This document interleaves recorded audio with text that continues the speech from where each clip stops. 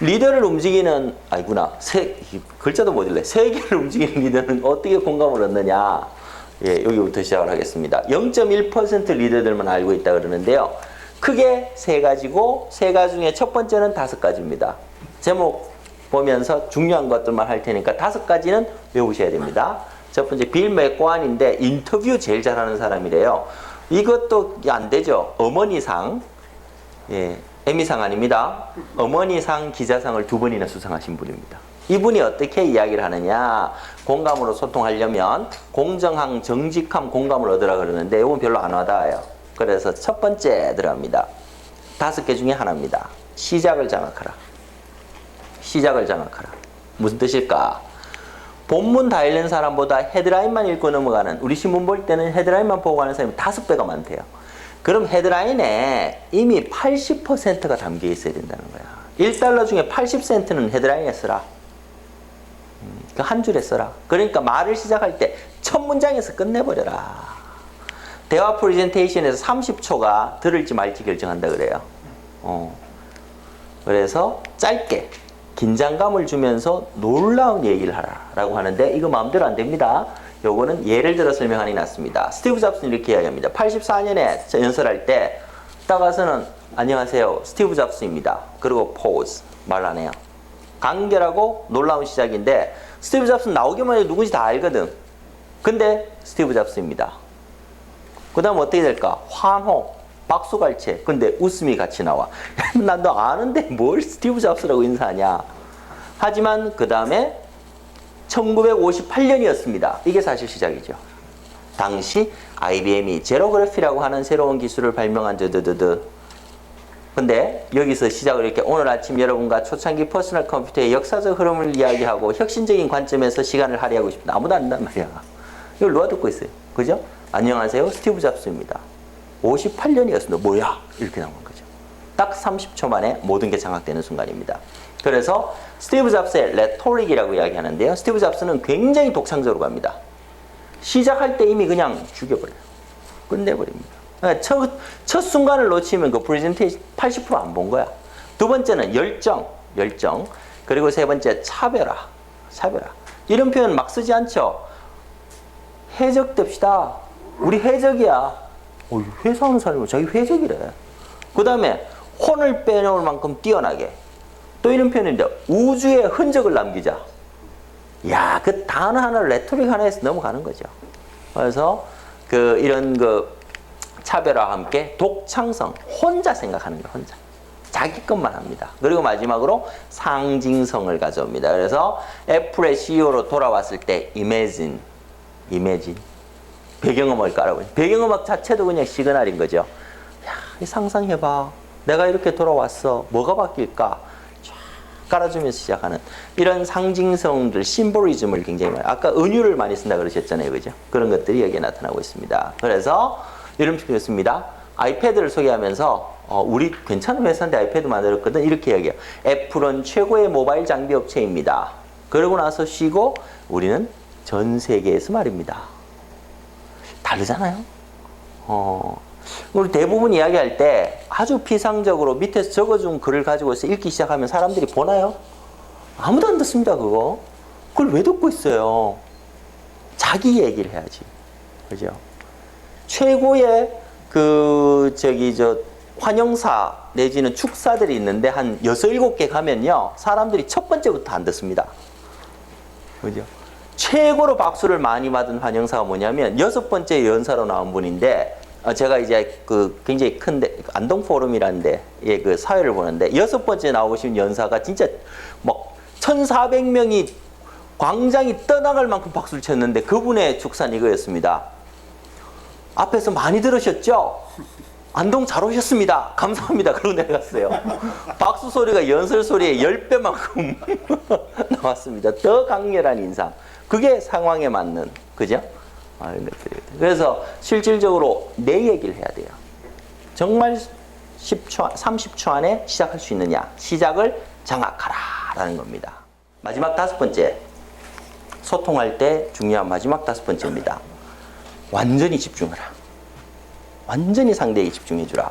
그래서 이런 표현 씁니다. 내가 아니라 상대가 주인공이다. 대부분 사람들이 자기 얘기를 40% 이상 하는 사람들이에요. 안 된다는 거죠. 그 3분의 2 이상을 자기 이야기하는 사람은 유독 대화에 탐욕스러운 사람이죠. 이 사람들은 무조건 달걀 삶는 시간보다 짧은 대화 시간을 지루하게 만든다. 그래서 상대편의 이야기를 들어줘야 되는데 왜 집중하느냐 이런 표현을 해요. 말을 하는 사람이 125개를 하는데 말을 듣는 사람은 400단어를 알아듣는데요. 그러면 이렇게 그림을 그려보면 이만큼은 뇌가 놀아요. 뇌가 놀고 딴 생각하게 돼 있다고. 그래서 우리가 집중을 해야 된다. 그래서 평균 집중 시간이 12분이었는데 요즘 5분이래. 사실 5분도 힘들어요. 5분도 힘듭니다. 근데 왜 5분이라 그러냐? SNS 때문에. 5,000건 정도의 그 단문 메시지가 들어오기 때문에 주의력 산만 멀티태스킹이 삶의 방식이다라고 이야기를 하는데 이거 하면 사실 기분 안 좋죠. 그래서 반대로 모든 사람들이 이렇게 한다 그러면 오롯이 나한테만 신경을 쓰는 사람이 있으면 정말 마음이 가죠. 그래서 집중하라 라는 표현을 씁니다. 곤란한 상황들이 많습니다. 5개는 대화의 소통에 가장 중요한 대화법이면 지금부터는 진짜 케이스들이에요. 곤란할 때 즉흥적으로 말 좀 해주세요. 그러면 이거 어떡하지? 짧게 대답해 주세요. 그래서 곤란해. 특히 곤란한 상황. 친구에게 돈 달라 그럴 때 어색한 대화에서 빠져나가는 방법, 부담을 주지 않고 부탁하는 방법 이 들어야 되겠죠. 요때 이제 쓰는 방법이 책에 있습니다. 라고 이야기를 하고 가면 책이 팔리겠네. 예. 요거는 아까 저 말씀하셨는데 곤란할 때, 특히 곤란할 때 부정적 단어 자체를 쓰면 안 돼요. 사실이 아닌 말을 언급하기보다는 무조건 사실을 언급해야 돼요. 긍정적이면서 단호한 단어들 보십시오. 저는 사기꾼이 아닙니다. 아까 말 사기꾼만 기억해요. 뒤에 거 기억 안 한다고. 얘가 사기 혐의에 걸렸으면 사기꾼이 아닙니다. 그럼 계속 그것만 생각해요. 그때는 어떻게? 저는 공직에 몸을 담고 있어 많은 실적을 세웠으며 의존한 단 하나의 원칙은 어떤 대가를 치르더라도 바르게 하자가 제 소신입니다. 그럼 저런 사람이네 라고 생각을 하지 이거 사기꾼이 아닙니다. 이쪽으로 몰고 올 필요가 없는 거야. 그냥 내 할 얘기만 하면 되는 거예요. 그죠? 그 다음에 저는 우리는 우울하고 의기소치한 사람이 아닙니다. 우리는 숙련된 전문가입니다. 어려운 시기일수록 더 큰 힘과 결단력이 보람이 될 수 있다는 사실을 알고 있습니다. 그걸로 끝나는 거야. 그러네. 긍정으로 보내버려야 되는데 이거 아니거든요. 필요 없다는 거죠. 그래서 말할 때 굉장히 중요한 곤란한 표현에 곤란한 상황에서 빠져나오는 방법이 부정적인 거 절대 쓰지 않습니다. 친구에게 돈 달라 그럴 때 이거 궁금하시지? 돈 달라 할 때 이렇게 하면은 이웃집 애기를 봐줬는데 돈 얘기를 질색하는데 아주머니가 그런 거야. 얘 그래도 너 좀 봤는데 용돈이라 줘야지. 얼마 줄까? 그럼 얼마 달라 그래요? 아유 됐어요. 그럼 속으로는 막 그렇지만 됐어요 그런다. 이때는 다른 아이 부모님들은요 보통 시간당 15달러 주시더라고요. 근데 괜찮습니다. 그러면 15달러는 기본이고 더 주면 마음 좋은 사람이고 뭔지 아시겠죠? 야 보통 그 정도 주시더라고요 라고 객관화 시켜버리라는 겁니다. 친구 얘기할 때는 일반적으로 받는 비용이 15달러인데요 제가 15% 20% 할인해서 우대해 주겠습니다 라고 이야기를 합니다. 내지는 정말 친구한테 받는 게 부담스러우면요 물물 교환하라. 야, 내 이번에 이거 여기 배관공이고 변호사라면 계약서 검토하고 배관공 수리를 그냥 바꾸자 이런 게 낫다는 거지. 그걸 괜히 됐고 다음에 해주세요 필요 없다는 거죠. 자기가 할 거를 정확하게 얘기하고 오히려 얼마를 받는데 우리 친구니까 내가 20% 할인해 줄게. 이게 훨씬 더 나이스하다는 겁니다. 그 부탁하는 사람도 마찬가지. 20% 할인 훨씬 감사하죠. 공짜로 하면 이거 뭐 어떻게 해야 될지 자기도 모르거든. 그래서 이런 것들이 있다라는 거. 어색한 타이밍에서 빠져나오는 거는 지금 나누고 있는 이 저희가 그렇게 결론 없는 주제로 바꾸고 싶지 않습니다. 이렇게 맛있는 음식들 앞에서 그런 이야기 하기 싫네요. 정치 전문가들이 넘쳐나죠. 그 사람들 하게 놔두세요 라고 이야기를 하고 빠져나오라. 자기는 들어가지 않겠다라고 이야기를 합니다. 그 다음에 부탁하는 방법이 이건데요. 이거 전 정말 굉장히 맞는 말 같아요. 부탁하지 마라. 절대 부탁하지 마라. 대신에 조언을 구해라. 이거 중요해. 조언은 누구나 해줄 수 있다. 조언은 역량이나 한계를 고민하지 않고 자신이 현명하고 필요한 사람이 생각돼서 기쁘게 해줄 수 있다고 생각하는 게 돼요. 부탁은 강요라고 생각을 해요. 그래서 야, 나 이거 있는데 좀 해주라 그러면 부담스럽지만 야, 이런 상황인데 어떻게 해야 되지? 이런 어떤 방법이 있을까라고 했을 때 이야기를 해줬을 때 본인이 이야기하면서 요거는 내가 해줄게라고 이야기하는 가능성이 되게 높다는 겁니다. 그래서 이것도 삶의 지혜라고 생각을 합니다. 그래서 부탁하지 말고 조언하라. 소통의 방법론인데요. 공감이 된 다음에 어떻게 현실 속에서 바꿔나가느냐라는 거예요. 다르게 말해야 돼요. 사람들하고 똑같은 형태로 말하고 있다. 그럼 안 듣는단 말이에요. 들을 게 얼마나 많고 볼 게 얼마나 많은데 무조건 다르게 말하라. 그래서 그 중에 하나가 상대와 공감하면서 말하는 법이다. 공감이라는 게 어떤 의미인지 아시겠죠? 다르게 말하는 방법 중에 가장 중요한 법이에요. 그래야 분명 다르게 인식되고 그래서 중요합니다. 소통은 관심에서 시작되고 마음에서 마무리된다. 소통은 어디? 관심에서 시작된다. 누구시죠? 관심에 시작되는 거예요. 그리고 어디? 그분의 마음과 나의 마음, 공감이 일어날 때 마무리됩니다.